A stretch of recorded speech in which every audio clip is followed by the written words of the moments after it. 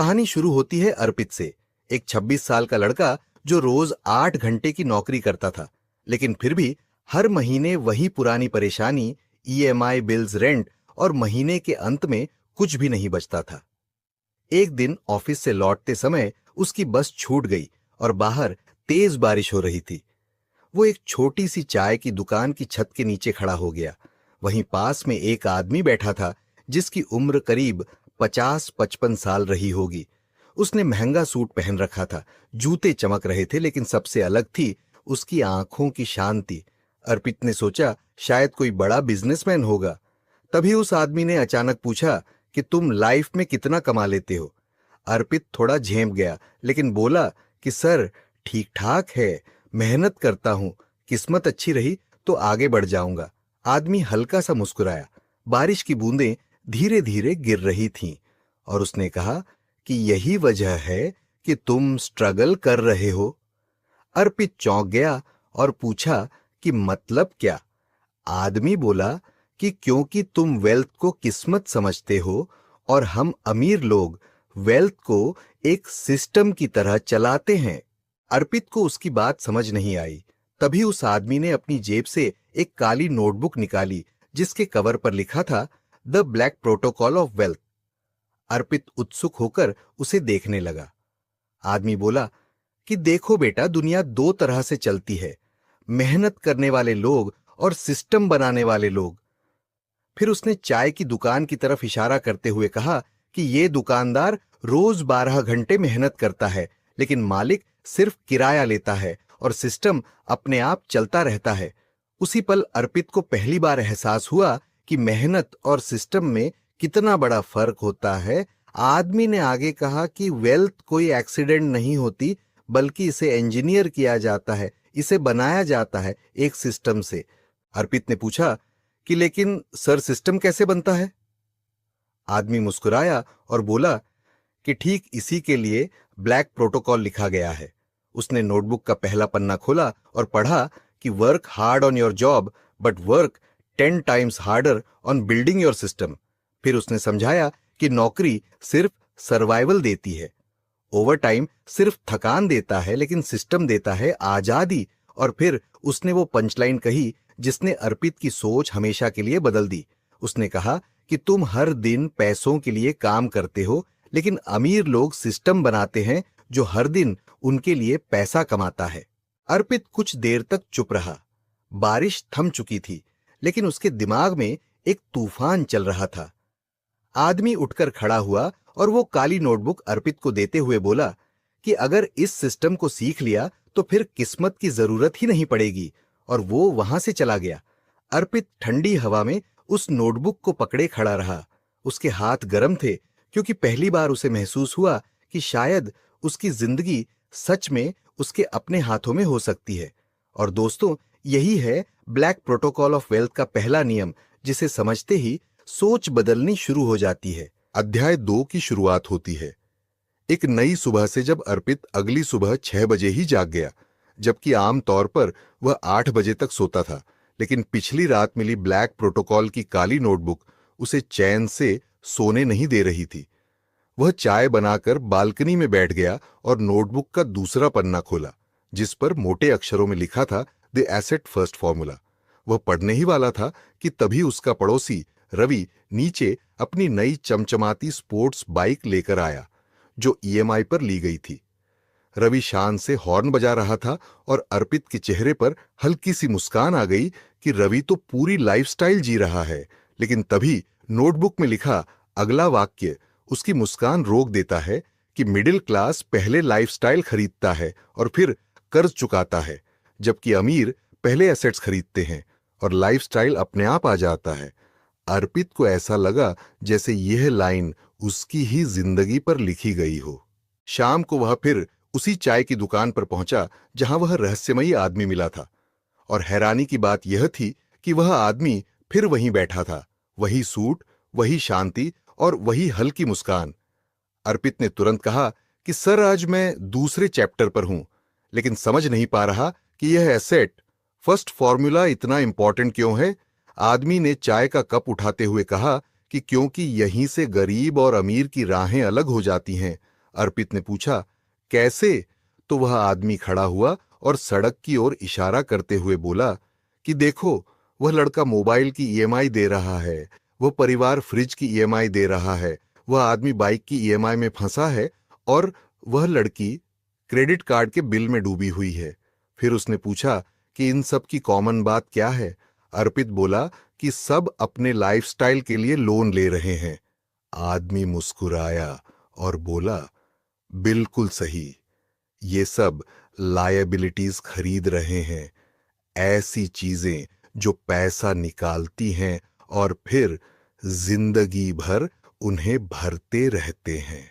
उसने सड़क के दूसरी तरफ एक छोटे से डिजिटल होर्डिंग की ओर इशारा किया और कहा कि उस बोर्ड पर एड्स चल रही हैं और उसका मालिक इस वक्त सो रहा होगा। फिर भी आज 5 ब्रांड उसे पैसे दे रहे हैं। अर्पित चौंक गया कि मतलब वो बिना काम किए कमाता है। आदमी बोला, हाँ, क्योंकि उसने एसेट खरीदा है, एक ऐसा सिस्टम जो उसे रोज पैसा देता है। फिर उसने साफ शब्दों में कहा कि यही अमीरों का फॉर्मूला है कि पहले एसेट, फिर कैश फ्लो और फिर लाइफस्टाइल, जबकि गरीबों का फॉर्मूला होता है कि पहले लाइफस्टाइल, फिर लोन और फिर स्ट्रेस। फिर वह आदमी अपनी जेब से एक पुरानी चाबी निकालता है और कहता है कि कभी मेरे पास भी एक छोटी सी दुकान थी और मेरे पास बाइक खरीदने के पैसे थे, लेकिन मैंने बाइक नहीं ली। उससे 3 साल पहले मैंने इस चाबी के बदले गांव में एक छोटा सा गोदाम लिया। सबने मजाक उड़ाया और कहा कि बाइक ले लेते तो लाइफ एंजॉय हो जाती, लेकिन उस गोदाम से मुझे हर महीने किराया आने लगा और उसी किराए से बाद में बाइक भी आई, कार भी आई और घर भी आया। वह चाबी अर्पित को थमाते हुए बोला कि सही चीज पहले खरीदो, लाइफस्टाइल बाद में अपने आप आ जाएगा। अर्पित को अपनी ईएमआई वाला फोन, नया बाइक मॉडल, वीकेंड शॉपिंग और ऑनलाइन सेल में खरीदी गई बेकार चीजें याद आने लगीं और उसे एहसास हुआ कि इन सब ने उसे खुशी नहीं बल्कि सिर्फ पैसे की कमी और तनाव दिया था। आज पहली बार उसे लगा कि वह गलत फॉर्मूला पर चल रहा था। आदमी ने ब्लैक रूल नंबर 2 दोहराया कि पहले एसेट्स खरीदो, एसेट्स कैश फ्लो देंगे और कैश फ्लो से लाइफस्टाइल मिलेगा। और फिर उसने आखिरी लाइन कही कि अगर तुम एसेट्स बिल्ड कर लोगे तो वेल्थ की सड़क पर चल पड़ोगे, नहीं तो जिंदगी भर ट्रैफिक में फंसे रहोगे। अर्पित धीरे से किताब बंद करता है, लेकिन उसके अंदर एक नई आग जल चुकी थी कि अब वह लाइफस्टाइल नहीं बल्कि एसेट्स खरीदेगा, क्योंकि यही असली ब्लैक प्रोटोकॉल है। अध्याय 3 में अर्पित अब रोज सुबह जल्दी उठने लगा था और काली नोटबुक की हर लाइन उसकी सोच बदल रही थी। आज वह पहुंचा चैप्टर 3 पर, जिसका नाम था value extraction, the invisible skill. लेकिन पहला ही वाक्य उसे झकझोर देता है कि पैसा कमाया नहीं जाता बल्कि एक्सट्रैक्ट किया जाता है। अर्पित समझ नहीं पाया, क्योंकि अब तक वह यही मानता आया था कि पैसा मेहनत से कमाया जाता है। तभी पिछले चैप्टर्स की तरह वह रहस्यमयी आदमी फिर उसके सामने आ जाता है, जैसे उसे पता हो कि अर्पित इस वक्त कंफ्यूज्ड है। वह मुस्कुराकर कहता है कि लगता है तीसरे चैप्टर ने तुम्हारा दिमाग हिला दिया है। अर्पित पूछता है कि सर, पैसा एक्सट्रैक्ट कैसे किया जाता है? वह आदमी अपनी जेब से 500 रुपए का नोट निकालता है और पास के पान वाले से एक पेन मांगता है। पेन की असली कीमत 20 रुपए होती है, लेकिन पान वाला कहता है कि यह इंपोर्टेड है, बहुत स्मूथ है और 50 रुपए लगेगा। आदमी हंसकर पेन ले लेता है और 50 रुपए दे देता है। अर्पित हैरान होकर पूछता है कि जब पेन 20 रुपए का था तो 50 क्यों दिए? आदमी कहता है कि यही वैल्यू एक्सट्रैक्शन है, क्योंकि पान वाले ने पेन नहीं बेचा बल्कि उसकी वैल्यू बेची, इंपोर्टेड होने की, स्मूथ होने की और स्पेशल होने की। और फिर पंचलाइन मारता है कि प्रोडक्ट से पैसा नहीं बनता, वैल्यू से बनता है। फिर वह चाय वाले से बिना शक्कर की चाय मांगता है और डायबिटीज का कारण बताता है। चाय वाला तुरंत शुगर फ्री स्पेशल चाय ऑफर करता है और 10 रुपए एक्स्ट्रा मांगता है। अर्पित सोचता है कि ये एक्स्ट्रा पैसे कैसे मिल गए। आदमी समझाता है कि यही वैल्यू एक्सट्रैक्शन है, ग्राहक की प्रॉब्लम समझकर सॉल्यूशन के बदले ज्यादा रेवेन्यू निकालना। फिर वह नोटबुक की एक लाइन पढ़ता है कि मार्केट तुम्हें घंटों के लिए नहीं बल्कि उस वैल्यू के लिए पे करती है जो तुम एक्सट्रैक्ट करते हो। थोड़ी देर बाद वह आदमी बताता है कि वह बचपन में बहुत गरीब था और घर में पैसों की इतनी कमी थी कि एक एक रुपये की कीमत समझनी पड़ती थी। स्कूल में उसने देखा कि बच्चों के वाइट शूज पॉलिश नहीं होते थे और डल दिखते थे। उसे पॉलिश करना आता था तो उसने 5 रुपए में शूज पॉलिश करने शुरू किए, लेकिन उसने पॉलिश नहीं बेची बल्कि यह वैल्यू बेची कि स्कूल असेंबली में तुम्हारे शूज सबसे ज्यादा चमकेंगे और बच्चे खुद लाइन में लगने लगे। वह समझाता है कि वैल्यू एक्सट्रैक्शन वही स्किल है जो गरीब को अर्निंग देती है और अमीर को वेल्थ। अचानक एक डिलीवरी बॉय आता है जो दिन भर मेहनत करता है लेकिन प्रॉफिट लगभग कुछ नहीं कमा पाता। आदमी अर्पित से कहता है कि यह आदमी मेहनत तो कर रहा है लेकिन वैल्यू एक्सट्रैक्ट नहीं कर रहा। फिर सीधी नजरों से देखकर कहता है कि दुनिया में पैसा हर पल घूम रहा है और मार्केट में बिलियन सर्कुलेट हो रहे हैं। तुम्हें पैसा कमाना नहीं है बल्कि उस घूमते पैसे का हिस्सा एक्सट्रैक्ट करना है, और यही असली सीक्रेट है कि एक ऐसी स्किल सीखो जो वैल्यू दे सके, उस वैल्यू को लोगों तक पहुंचाओ और उस वैल्यू के बदले पैसा एक्सट्रैक्ट करो, क्योंकि पैसा उन्हीं के पास जाता है जो वैल्यू डिटेक्ट करते हैं, वैल्यू क्रिएट करते हैं और वैल्यू एक्सट्रैक्ट करना जानते हैं। और जब अर्पित चैप्टर 3 बंद करता है तो उसकी आंखों में एक नई क्लैरिटी होती है कि अब वह मेहनत नहीं बल्कि वैल्यू बेचेगा, क्योंकि यही वेल्थ का अदृश्य नियम है। अध्याय 4 की शुरुआत एक शांत लेकिन भारी माहौल से होती है। जब रात के करीब 9 बजे अर्पित अपनी छत पर बैठा होता है, चारों तरफ शहर की रोशनी फैली होती है, नीचे गाड़ियों का शोर सुनाई दे रहा होता है और उसके हाथ में काली नोटबुक का नया अध्याय होता है। ऊपर लिखा होता है, attention is the new money. वह धीरे से पन्ना पलटता है और पढ़ता है कि जो अटेंशन को कंट्रोल करता है वही पैसे को कंट्रोल करता है। ये पढ़ते ही वह चौंक जाता है, क्योंकि उसे समझ नहीं आता कि पैसा अटेंशन से कैसे जुड़ सकता है। और ठीक उसी पल वह रहस्यमयी आदमी छत पर आ जाता है, जैसे उसे पहले से पता हो कि आज का चैप्टर अर्पित को फिर से उलझाने वाला है। वह आदमी अर्पित से कहता है कि नीचे सड़क की तरफ देखो। नीचे एक चौराहे पर एक स्ट्रीट परफॉर्मर गिटार बजा रहा होता है। लोग रुक रहे होते हैं, वीडियो बना रहे होते हैं, हंस रहे होते हैं और माहौल में एक एनर्जी होती है। वह आदमी कहता है कि इस लड़के को शायद गिटार बजाना आता है, लेकिन जिस चीज ने इसे पैसा दिलाया है वह स्किल नहीं है। अर्पित पूछता है, फिर क्या? और वह आदमी एक शब्द में जवाब देता है, अटेंशन। क्योंकि हर बार जब लोग रुकते हैं, मुस्कुराते हैं या अपनी नजरें उस परफॉर्मर पर टिकाते हैं, उसी पल वह अर्निंग कर रहा होता है। वे दोनों थोड़ी दूर चलकर एक आइसक्रीम शॉप के पास जाते हैं जहां 2 दुकानें होती हैं। दोनों एक ही फ्लेवर की आइसक्रीम बेच रही होती हैं, लेकिन एक दुकान पर भारी भीड़ होती है और दूसरी बिल्कुल खाली। अर्पित कहता है कि टेस्ट तो दोनों का सेम है, फिर फर्क क्यों? आदमी जवाब देता है, क्योंकि पहली दुकान अटेंशन अट्रैक्ट कर रही है। वह समझाता है कि सामने नियॉन लाइट्स हैं, बच्चों के लिए कार्टून पोस्टर्स लगे हैं, एक लड़का हंसते हुए लोगों को सैंपल्स दे रहा है और 2 इन्फ्लुएंसर्स वहां रील्स बना रहे हैं। और फिर वह साफ शब्दों में कहता है कि जहां अटेंशन होती है वहीं पैसा अपने आप बहता है। इसके बाद वह आदमी अर्पित को एक बेंच पर बैठाकर एक कहानी सुनाता है कि एक 17 साल का लड़का था, आर्यन, जिसके पास न पैसा था, न रिसोर्सेज, न बैकग्राउंड, लेकिन उसके पास एक 30 सेकंड का आइडिया था। उसने एक सिंपल और फनी वीडियो बनाया जिसमें वह बस अपने पापा को हंसाने की कोशिश करता है। वह वीडियो वायरल हो जाता है, 2 मिलियन व्यूज आते हैं, ब्रांड डील्स मिलने लगते हैं और कमाई शुरू हो जाती है। और वह आदमी समझाता है कि स्किल एवरेज थी, आइडिया छोटा था, लेकिन अटेंशन मैसिव थी। फिर वह ब्लैक प्रोटोकॉल का नियम पढ़ता है कि attention is the entry ticket to wealth. अगर लोग तुम्हें देखते हैं तो दुनिया तुम्हें पे करती है। और वह शहर के चारों तरफ लगे बड़े बड़े बिलबोर्ड्स और जायंट होर्डिंग्स की तरफ इशारा करता है। अर्पित पूछता है कि सर, इतना पैसा इन होर्डिंग्स पर क्यों खर्च किया जाता है?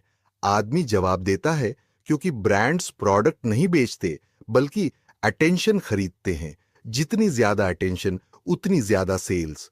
और अंत में वह कहता है कि आज की डिजिटल दुनिया में अटेंशन से बड़ी कोई करेंसी नहीं है।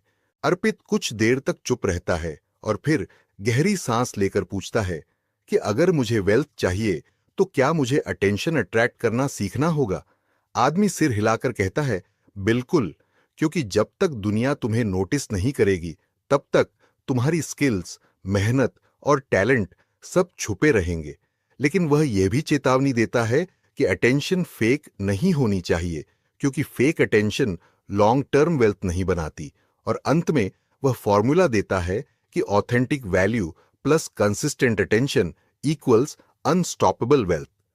अर्पित चैप्टर 4 बंद करता है, लेकिन उसके मन में एक नई रोशनी जल चुकी होती है। पहली बार वह समझ पाता है कि पैसा लोग नहीं देते बल्कि अटेंशन पैसा दिलाती है। और अब वह सिर्फ स्किलफुल नहीं बल्कि एक प्रेजेंस बनना चाहता है, एक ऐसी आवाज जिसे दुनिया सुने, क्योंकि वेल्थ वहीं से आती है जहां अटेंशन बहती है। अध्याय 5 में अर्पित हर दिन एक नई क्लैरिटी के साथ जागता है और काली नोटबुक उसकी सोच को और गहराई से बदल रही होती है। आज वह चैप्टर 5 खोलता है और ऊपर सिर्फ एक लाइन लिखी होती है कि hard work makes you tired, multiplication makes you rich. Arpit खुद से पूछता है कि यह हार्ड वर्क का अपमान है या कोई छुपा हुआ सच। और तभी हमेशा की तरह वह रहस्यमयी आदमी उसके सामने आ खड़ा होता है और कहता है कि आज मैं तुम्हें कुछ ऐसा दिखाऊंगा जो तुम जिंदगी भर याद रखोगे। वह आदमी अर्पित को एक कंस्ट्रक्शन साइट पर ले जाता है, जहां एक मजदूर ईंटें उठा रहा होता है। तेज धूप, पसीना और थकान के बीच उसका हर सेकंड मेहनत से भरा होता है। आदमी कहता है कि यह रोज 10 से 12 घंटे काम करता है, लेकिन इसकी कमाई सिर्फ सर्वाइवल जितनी है। अर्पित पूछता है कि मेहनत तो यह बहुत कर रहा है, फिर ऐसा क्यों? तब वह आदमी एसी वाली कार में बैठे कॉन्ट्रैक्टर की ओर इशारा करता है, जो फोन पर इंस्ट्रक्शंस दे रहा होता है, और कहता है कि देखो, वह खुद ईंट नहीं उठाता, लेकिन एक दिन में उतना कमा लेता है जितना यह मजदूर महीने भर में नहीं कमा पाता। क्योंकि मजदूर मेहनत मल्टीप्लाई नहीं कर सकता और कॉन्ट्रैक्टर कर सकता है, उसका टाइम, सिस्टम और लोग सब मल्टीप्लाई होते हैं। इसके बाद वह अर्पित को एक कैफे ले जाता है और 3 कप कॉफी मंगवाता है और समझाता है कि 3 दोस्त हैं, राहुल, निखिल और समीर। राहुल ऑफिस में ओवरटाइम करता है और एक्स्ट्रा मेहनत करता है। निखिल फ्रीलांसिंग करता है और थोड़ा एक्स्ट्रा कमा लेता है। लेकिन समीर एक बार एफोर्ट करता है और उसकी चीजें मल्टीप्लाई होती रहती हैं, जैसे YouTube channel, digital product, course या ऑटोमेशन सिस्टम। फिर वह तीनों कप्पों में पानी डालते हुए दिखाता है कि राहुल की कमाई लाइनियर है, निखिल की थोड़ी बेहतर है, लेकिन समीर की कमाई ओवरफ्लो करती है, क्योंकि यह मल्टीप्लिकेशन है, एक बार बनाओ और बार बार कमाओ। वह आदमी एक कागज निकालकर लिखता है कि हार्ड वर्क लॉजिक में एक यूनिट टाइम बराबर एक यूनिट मनी होता है, जबकि मल्टीप्लिकेशन लॉजिक में एक यूनिट टाइम 100 यूनिट्स मनी बन सकता है। और समझाता है कि अगर तुम्हारी इनकम मल्टीप्लाई नहीं हो रही तो वेल्थ कभी नहीं बनेगी, क्योंकि मेहनत की एक लिमिट होती है, लेकिन मल्टीप्लिकेशन की कोई लिमिट नहीं होती। वे कैफे के कोने में बैठते हैं और पास में एक लड़का लैपटॉप पर काम करता हुआ यूट्यूब पर वीडियो अपलोड करता है। आदमी कहता है कि यह वीडियो उसकी मेहनत नहीं बेचता, बल्कि उसकी मेहनत को मल्टीप्लाई करता है। वह सोएगा तब भी वीडियो काम करेगा, और वह घूमेगा तब भी वीडियो कमाएगा। और फिर वह लाइन बोलता है जो अर्पित के दिल में उतर जाती है कि मेहनत से खाना मिलता है और मल्टीप्लिकेशन से वेल्थ मिलती है। अर्पित अब तक चुप रहता है, लेकिन उसकी आंखों में एक नई चमक होती है। वह पूछता है कि सर, तो मुझे क्या करना चाहिए? आदमी मुस्कुराकर कहता है कि तुम्हें ऐसी चीजें बनानी है जो मल्टीप्लाई हों, जैसे skills, content, systems, business models, automation, digital products और इंटेलेक्चुअल एसेट्स। और जब अर्पित पूछता है कि मतलब एक बार मेहनत करूं और वह चीज हर बार पैसा लाए, तो वह आदमी जवाब देता है, यस, यही वेल्थ का असली ब्लैक प्रोटोकॉल है। और उसके शोल्डर पर हाथ रखकर कहता है कि hard work earns you a living, multiplication earns you freedom.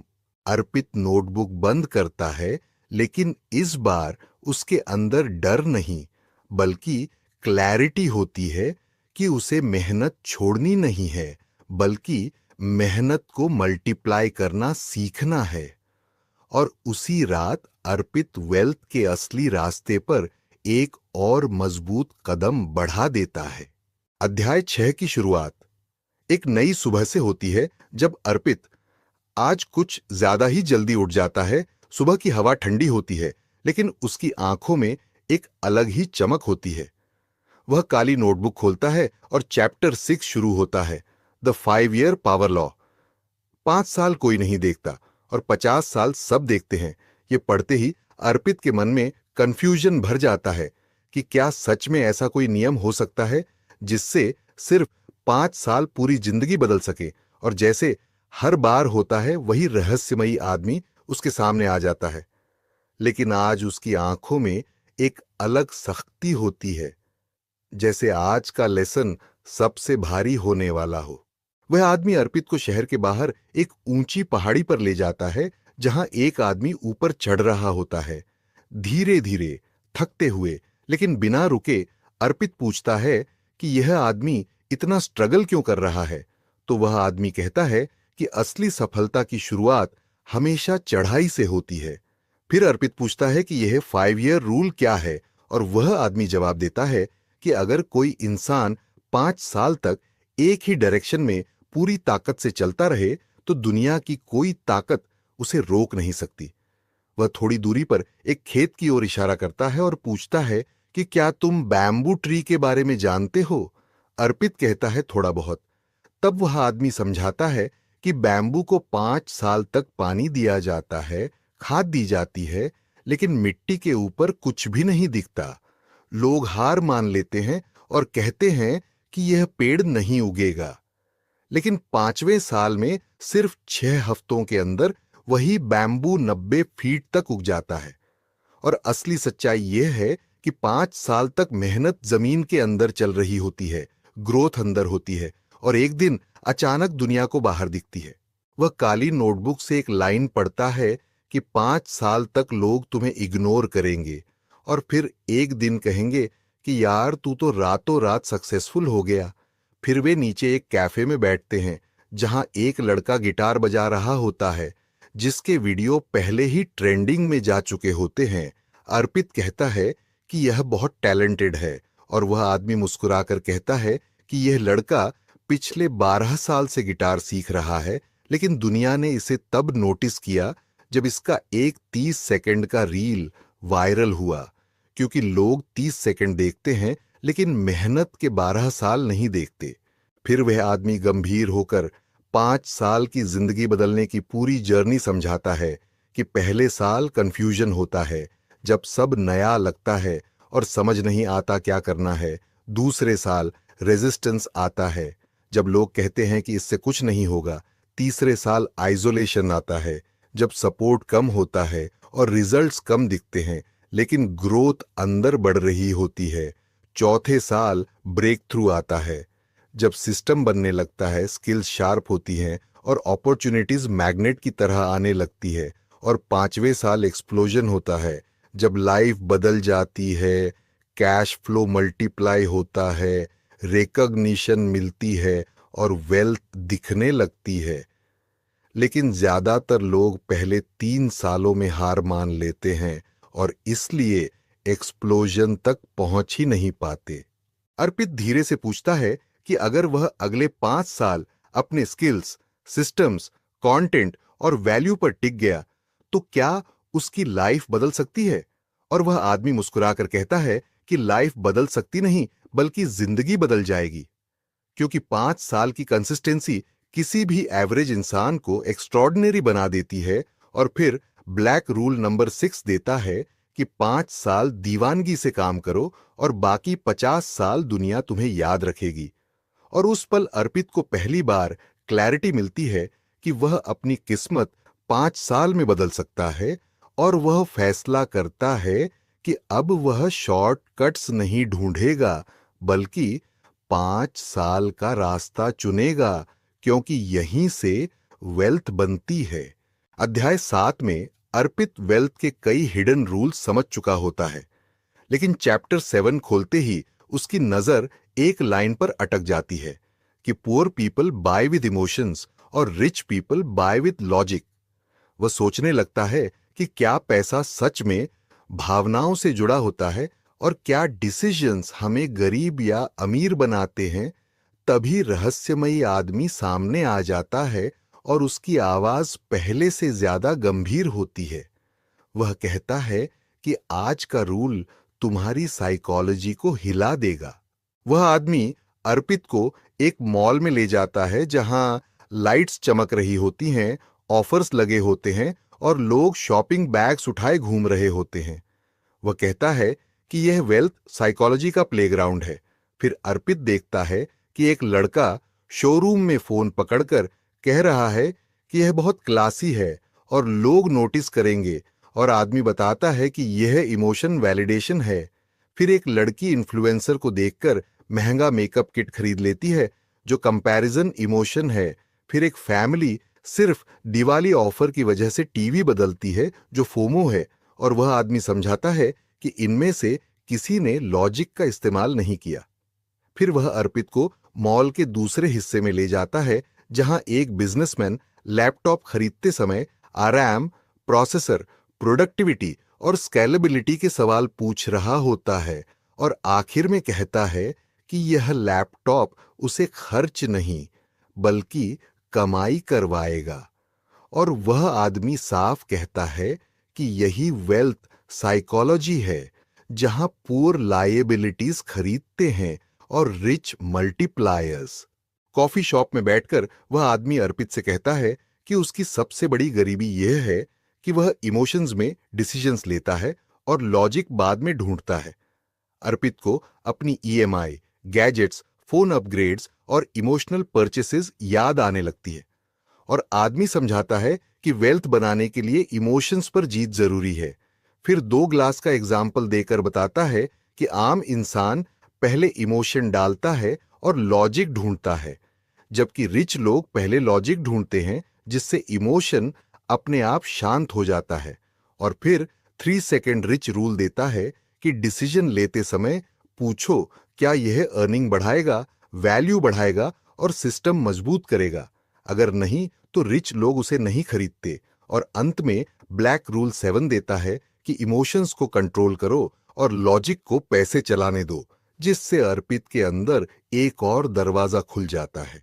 अध्याय 8 में अर्पित। चैप्टर 8 का टाइटल देखता है नेटवर्क इक्वल्स नेटवर्थ, और उसे गुस्सा भी आता है कि क्या नेटवर्क के बिना खुद पर भरोसा काफी नहीं। लेकिन रहस्यमयी आदमी समझाता है कि जिंदगी उन्हीं लोगों से बनती है जिनके साथ तुम खड़े होते हो। वह उसे बाजार में 2 दर्जियों का एग्जाम्पल दिखाता है जहां एक के पास काम है और दूसरे के पास नेटवर्क, और बताता है कि स्किल शुरुआत करवाती है लेकिन नेटवर्क उड़ान देता है। वह लैडर की कहानी सुनाकर समझाता है कि अकेली लैडर कभी काफी नहीं होती, सही लोग मिलकर दीवार पार कराते हैं। फिर कॉफी शॉप में इन्वेस्टर और फाउंडर की डील दिखाकर बताता है कि राइट पीपल सही अपॉर्चुनिटीज दिलाते हैं। नेटवर्क चापलूसी नहीं बल्कि वैल्यू एक्सचेंज है, और एक सही इंसान जिंदगी को 10 साल आगे ले जा सकता है। और ब्लैक रूल 8 देता है कि ग्रोथ, आइडियाज और वेल्थ की बात करने वालों के साथ रहो, क्योंकि वेल्थ अकेले नहीं बल्कि नेटवर्क के शोल्डर्स पर खड़ी होती है। अध्याय 9 में सुबह 5:30 पर अर्पित चैप्टर 9 पढ़ता है information is power and early information is wealth, और रहस्यमयी आदमी उसे दिखाता है कि स्टॉक मार्केट, बिजनेस और कंटेंट में जो पहले जानता है वही पहले कमाता है। चाय वाला और इन्वेस्टर्स के एग्जाम्पल से वह समझाता है कि दिखने वाली जानकारी नहीं बल्कि आने वाली जानकारी वेल्थ बनाती है। और ब्लैक रूल 9 देता है कि इंफॉर्मेशन की स्पीड ही वेल्थ की स्पीड तय करती है, जिससे अर्पित फैसला करता है कि अब वह इंफॉर्मेशन नहीं बल्कि एडवांटेज खोजेगा। अध्याय 10 में अर्पित आखिरी चैप्टर खोलता है वेल्थ इक्वल्स आइडेंटिटी, और पढ़ता है कि तुम वेल्थ कमाते नहीं बल्कि वह इंसान बनते हो जो वेल्थ अट्रैक्ट करता है। रहस्यमयी आदमी उसे मिरर के सामने खड़ा करके दिखाता है कि आइडेंटिटी ही अर्निंग तय करती है। स्ट्रगलर, वर्कर और क्रिएटर की पहचान समझाकर वह बताता है कि वेल्थ बिहेवियर से नहीं आइडेंटिटी से आती है, और जब अर्पित अपनी पुरानी आइडेंटिटी लिखता है तो वह पेपर फाड़ दिया जाता है और नई आइडेंटिटी लिखवाई जाती है, जिसमें कॉन्फिडेंस, वर्दीनेस और वेल्थ अट्रैक्शन होता है। और पहली बार अर्पित को एहसास होता है कि वेल्थ बाहर नहीं बल्कि उसके अंदर से शुरू होती है, और यहीं से उसकी असली ट्रांसफॉर्मेशन पूरी होती है। ब्लैक रूल नंबर 10 यही कहता है कि वेल्थ आपकी जिंदगी को नहीं बदलती बल्कि आइडेंटिटी आपकी जिंदगी को बदलती है। और यही वह अंतिम सच था जो अर्पित की आत्मा के भीतर उतर चुका था, जब वह आवाज उसे यह समझा रही थी कि तुम्हारी सोच से दुनिया बदलती है, तुम्हारे पैसों से नहीं। अगर तुम वेल्थ चाहते हो तो वेल्थ माइंडेड इंसान बनो, पहले अपनी आइडेंटिटी बदलो और फिर दुनिया खुद तुम्हें फॉलो करेगी। अर्पित उस समय मिरर के सामने खड़ा था, लेकिन अब रिफ्लेक्शन बदल चुका था। वह वही इंसान नहीं रहा था जो इस जर्नी की शुरुआत में था। अब उसकी आंखों में डर नहीं बल्कि पावर थी, कंफ्यूजन नहीं बल्कि क्लैरिटी थी, और उसके भीतर एक गहरी इनर ट्रांसफॉर्मेशन हो चुकी थी। और यहीं काली नोटबुक के आखिरी चैप्टर के साथ अर्पित की एक नई जिंदगी शुरू हो चुकी थी।